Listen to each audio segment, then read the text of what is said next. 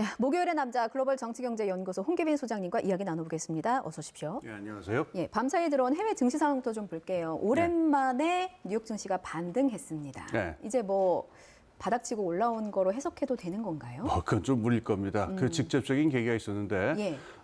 사실 이번 주에 가장 큰 쟁점은 영국이 불안하다였는데 예. 그 다행인지 불행인지 어제 그 영국 중앙은행에서 그 국채 시장의 금리 불안을 막기 위해서 저걸 하겠다, 국채 매입을 하겠다라는 예. 소식, 그리고 양적 긴축을 갖다가 좀 연기하겠다라는 호재가 있어가지고 그게 어제 반등에는 영향을 준 것 같습니다. 그런데 전체 대세에 영향을 줄 만한 어떤 일인 것 같다고 생각되지는 않습니다. 그냥 일시적인 호재로 봐야 되는 게 더 가능성이 좀 큰 거네요.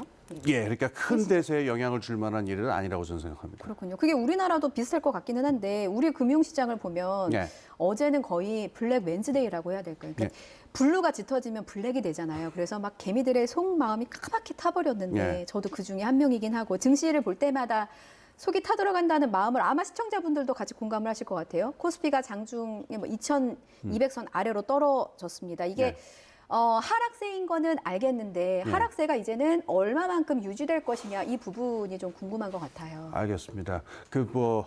증권시장, 주식시장이라는 게 항상 일희일비하는 곳이긴 한데요. 예. 지금 조금 큰 그림을 볼 필요가 있습니다.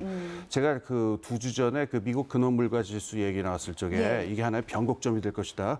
연말까지 또는 내년 초까지 미국의 고금리가 계속될 거다라는 말씀드렸고 한 두어 달 전에는 전 세계적인 부채가 제일 큰 문제다라는 말씀을 드렸는데 이 두 개가 지금 충돌한 상태예요. 그래서 지난 우리나라뿐만 아니고 전 세계가 이번 주에 비유를 들자면은 왜 황새가 있고 뱁새가 있잖아요. 미국 황새가 지금 너무 빨리 가기 때문에 전 세계의 뱁새들이 막 따라가다가 지금 가랭이가 찢어지기 시작하는 순간에 가까워요. 그래서 우리나라만 이런 게 아니고 전 세계 금융시장이 지금 다 혼란 상태고 그다음에 불황에 대한 예측이 계속 나오고 있기 때문에 우리나라에서 이번에 이 주가 지수가 떨어진 것도 이게 단기적인 일이 아니라 전 세계적인 추세하고 당분간 계속될 일이 아닐까, 좀 이렇게 보시고 마음 준비를 하시는 게 좋을 것 같습니다. 마음의 준비를 좀 하고 있겠습니다. 근데 만약에 이제 사실 주식시장이라는 게 떨어질 때도 있고 오를 때도 있고 이렇게 등락이 좀 있잖아요. 그래서 언제까지고 떨어지지는 않을 것 같은데 만약에 반등이 있다면 반등의 계기는 어떤 게 있을까요? 제가 볼 때는 중국 요소가 제일 큽니다. 중국 시장을 봐야 되는 겁니까? 중국에서 경제 봉쇄를 푼다든가, 그다음에 중국의 부동산 문제가 어떻게 가닥을 잡을 것인가, 그게 우리나라 증시에는 가장 크게 영향을 줄 것 같습니다. 우크라이나 러시아 전쟁은 어떤가요? 그 상황도 영향을 미칠까요? 예, 물론 영향을 미치죠. 그런데 그게 직접 온다기보다도 지금 유럽이 전 세계 시장에서 제일 크게 지금 불안한 곳이 영국하고 유럽이거든요. 지금 많이 주목하고 있는 것이. 그래서 우크라이나 전쟁이나 이번 겨울이 얼마나 추울 것이냐가 영국하고 유럽 시장을 한번 영향을 주고서 그다음에 우리나라에 영향을 주겠죠. 그렇군요. 저쪽 서양 쪽보다는 이제 일단 우리나라와 가까운 중국 쪽의 영향을 우리 증시는 더 크게 받는다라고. 그리고 일본의 금리 정책도 주요하게 봐야 될 문제일 겁니다. 일본 것도요? 예, 일본이 지금 마이너스 금리거든요. 아직도. 근데 이제 더 이상 참지 못하고 금리를 올릴 수 있다라는 전망이 있는데 이렇게 되면은 돈의 흐름이 또 바뀌면서 달라질 수가 있겠죠. 그러면 우리 증시에는 악영향이 오는 겁니까? 만약에 일본이 이제 저금리 끝내고 금리를 올리게 된다면요? 만약에 일본 워낙 일본의 환 가치, 그다음에 중국의 환 가치가 개선이 되면은 우리나라의 환 가치에 대한 압력도 줄어들기 때문에 호재가 될 수 있습니다. 그렇군요.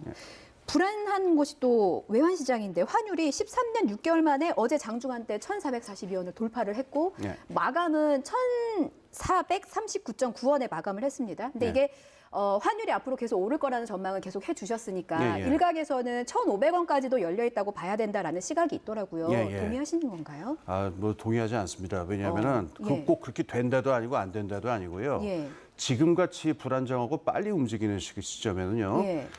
상한선을 이야기하는 게 별 의미가 없고 오히려 이게 정책적인 차원에서는 지금 이 급한 속도 어떤 1,400 얼마다 하는 숫자보다도 변화하는 속도를 어떻게 늦출 것이냐, 이 속도를 어떻게 해석할 거냐, 속도가 지금 더 문제가 되는 상황이에요. 그렇군요.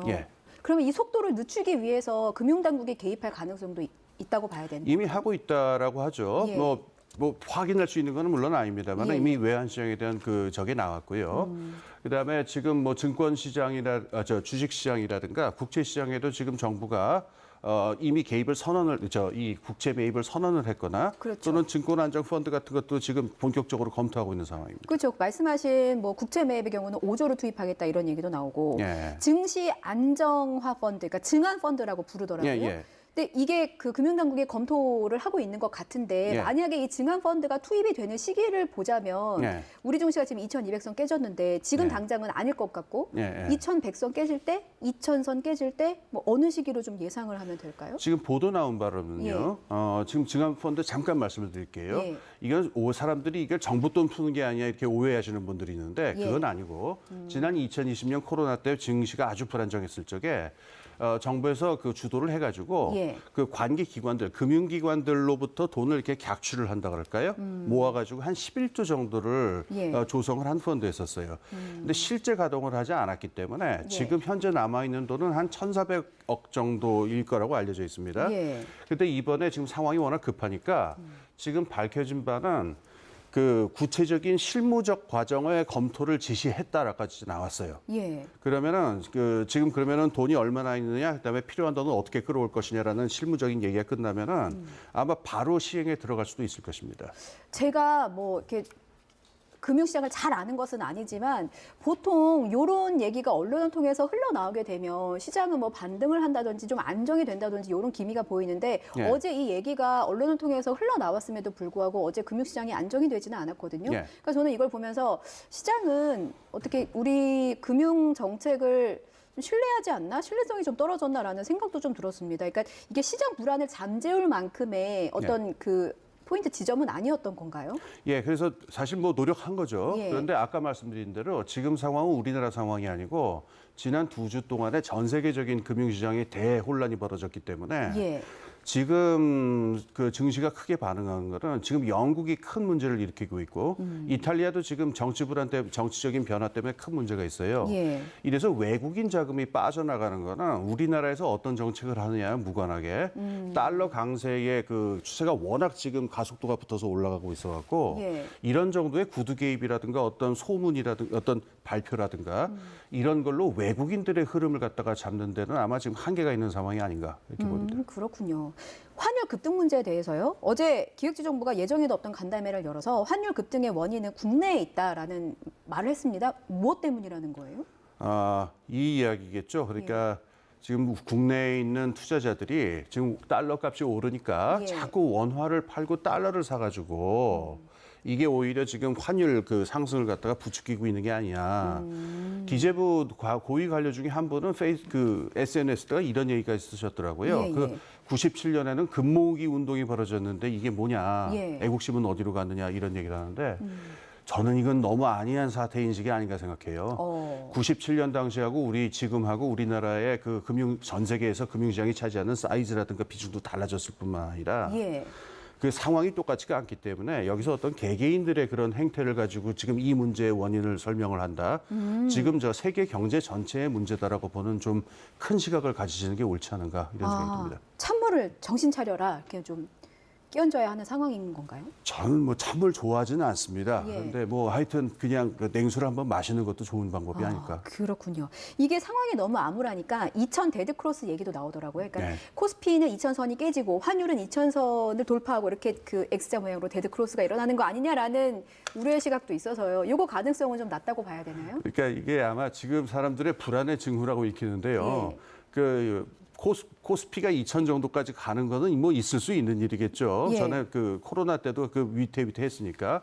근데 환율이 2,000원으로 올라간다는 상황은 예. 그 97년 IMF가 다시 오는 상황이고 예. 굉장히 극단적인 상황이에요. 그러니까 너무 이런 숫자 같은 거에 너무 동요하거나 그런 거에 흔들리지는 좀 않으셨으면 좋겠습니다. 예. 뭐 그런 일이 안 온다라는 게 아니라 그런 일이 올 경우는 우리가 생각하는 그런 경우를 뛰어넘는 아주 큰 사태다. 이 정도 염두에 두셔야죠. 일단 마음의 대비는 항상 하고 있는 것이 좋을 것 같고 그런 생각이 듭니다.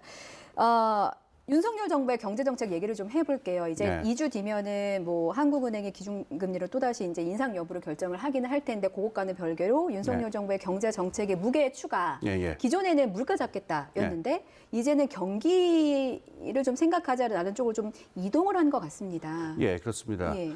지금 들려오는 이야기인데요. 지금 한국은행 쪽에서는 일단 금리 부분을 갖다가 여기서 강한 입장을 취하겠다라는 그런 스탠스를 유지합니다만은 예. 기획재정부나 이 정부 쪽에서는 슬슬 지금 가계부채를 걱정해야 된다라는 이야기, 금리를 너무 올리다 이런 문제가 있다. 그래서 그 기획재정부 쪽하고 저희 한국은행 쪽하고 예. 그 미묘하게 약간 톤이 달라지는 그 분위기가 감지되는 부분이 있는 것 같아요. 근데 우리나라 가계부채 문제의 심각성을 생각하면은 뭐 이해할 수 있는 일인데 지금 어느 나라나 다 그 문제를 겪고 있습니다만 예. 부채 문제. 그래서 조금의 약간의 어떤 그 뉘앙스의 차이가 벌어진다 이렇게 말씀드릴 수 있을 것 같습니다. 그렇다면 물론 그 뭐 한국은행은 독립된 기관이긴 합니다만 2주 뒤에 그 금리 인상 폭에 대해서 관심이 많잖아요. 네. 이게 뭐 미 연준이 금리를 워낙 큰 폭으로 올렸기 때문에 네. 우리도 0.5 빅스텝을 밟아야 되는 거 아니냐라는 네, 그 시각이 있었고요. 예, 예. 빅스텝은 말씀하신 것처럼 우리가 부채 문제를 계속 지적해 왔잖아요. 그래서 빅스텝까지는 모르겠지만 0.25%포인트, 베이비 스텝 정도를 밟아야 되지 않겠냐라는 예. 시각도 있고. 예, 예. 어떤 선택을 할 것으로 예상하세요? 뭐 올릴 것은 뭐 분명한 것 같은데 네. 여기서 뭐 지금 그 아까 말한 대로 지금 미국이 올리고 있으니까 빨리 올려야 된다 이런 얘기를 많잖아요. 예. 근데 제가 여러 번 지금 반복합니다만은 영국이라든가 다른 나라들도 아까 제가 초두에 뱁새 얘기 드렸잖아요. 예, 예. 지금 거의 저 모든 나라들이 다 뱁새 신세가 돼가지고 금리를 더 이상 올리는 것에 한계를 느끼기 시작했어요. 부채 문제 때문에. 예. 근데 우리나라도 뭐 그 일본이라든가 그 이탈리아라든가 민간 부채냐 가계 국가 부채냐 성격은 다르지만 부채 문제는 똑같이 안고 있거든요. 그렇죠. 그래서 0.5% 올려야 된다라는 얘기가 물론 다들 그 일리가 있습니다만은 쉬울 것 같지는 않습니다. 저는 그래서 아마 이것도 뭐 제 추측입니다만은 연말까지 예. 3.25% 이상을 올리기는 쉽지 않을 것이다. 저는 그런 생각을 가져요. 가계부채 문제도 워낙 우리 경제 뇌관으로 자리 예, 잡고 있는 그렇습니다. 상황이어서 예. 알겠습니다. 끝으로요. 지금 말씀하신 것처럼 부채 문제는 가계든 뭐 국가 부채든 이게 전 세계적으로도 위기의 요소로 꼽히고 있기 때문에 그렇다면 우리는 대내외적으로 많은 영향을 받고 있는 작은 나라인데 예. 어떤 식으로 대응 전략을 짜는 것이 좋겠는가를 예. 좀 고민하게 됩니다. 예, 우선 이거 최근에 나온 보도가 있었어요. 그 블룸버그라든가 몇 개 외신에서 국제 투자자들의 말을 인용을 해서 아시아에서 가장 위험한 통화가 원화가 아니겠느냐 예. 이런 얘기 나왔는데 그거 좀 설명을 드릴게요. 예. 그 아시아 쪽에서 지금 그 위안화하고 엔화가 지금 가치가 굉장히 낮거든요. 예. 근데 외국 투자자들이 나라별로 들어온다기보다도 아시아는 보통 이게 통으로 들어와요. 그래서 중국에 투자하거나 일본에 투자할 적에 함께 태국, 한국 이런 나라들도 함께 이렇게 포트폴리오를 만들기 때문에 예. 일본이나 중국에서 돈이 빠져나갈 때 다른 아시아 나라들도 함께 빠져나가서 그래서 아시아 나라들이 전체적으로 위험하다는 얘기인데 예. 여기서 한국이 지목되고 있는 이유는 지금 우리 경상수지, 좀 더 구체적으로는 무역수지가 예. 우리가 중국에 대한 의존도가 심하고 그래서 이게 지금 적자 상태가 발생을 했고 앞으로도 무역 수지가 적자가 될 것 같다. 그래서 위험한 순서를 보자면은 한국, 필리핀, 태국 이런 순서로 위험한 게 아니냐 지금 이런 말이 나오고 있어요.